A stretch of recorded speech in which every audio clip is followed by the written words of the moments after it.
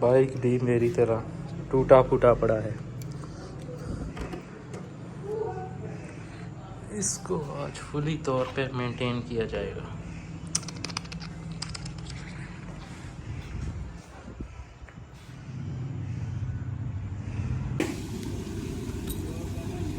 हम यहाँ नहर के किनारे पे बैठे हैं। हम नहीं, सिर्फ मैं नहर के किनारे पे बैठा।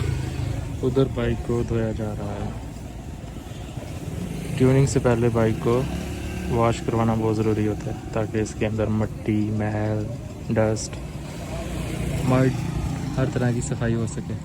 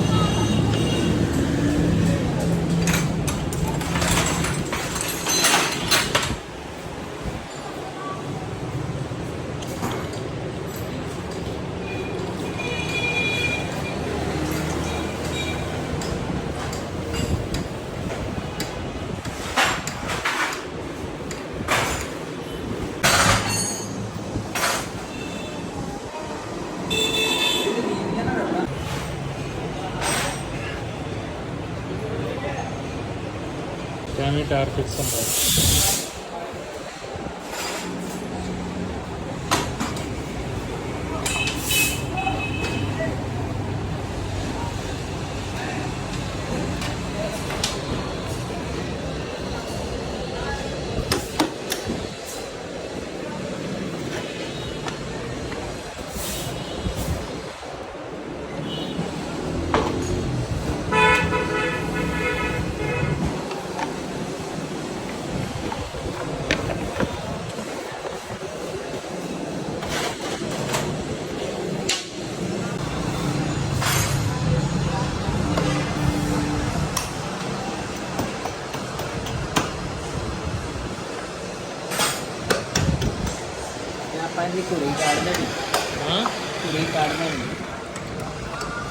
ढिली है जड़ी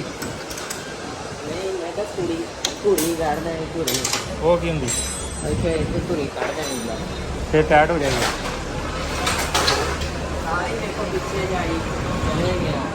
हैं सारा पीछे चले गया।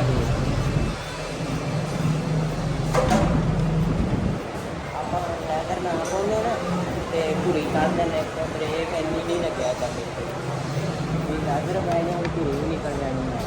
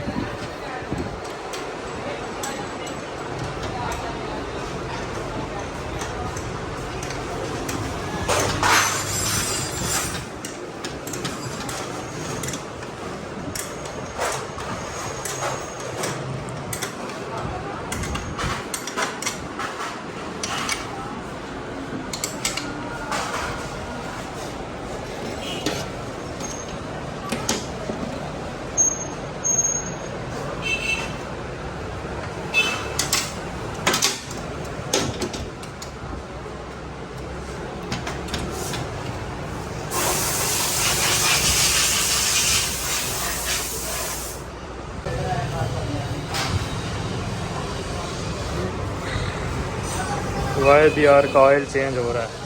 वो इन्ना तेल पैंदा है डब्बा भर गया। निकलिया भी लीटर ही है।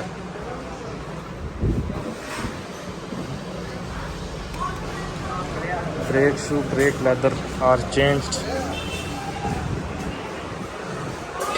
बैटरी चार्ज हो रही है।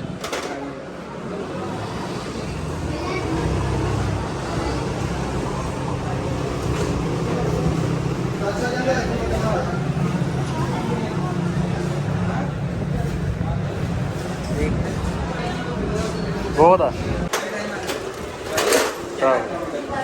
ਪਾ ਦੇ ਪਾ ਦੇ ਪਾ ਦੇ ਪਾ ਦੇ ਪਾ ਦੇ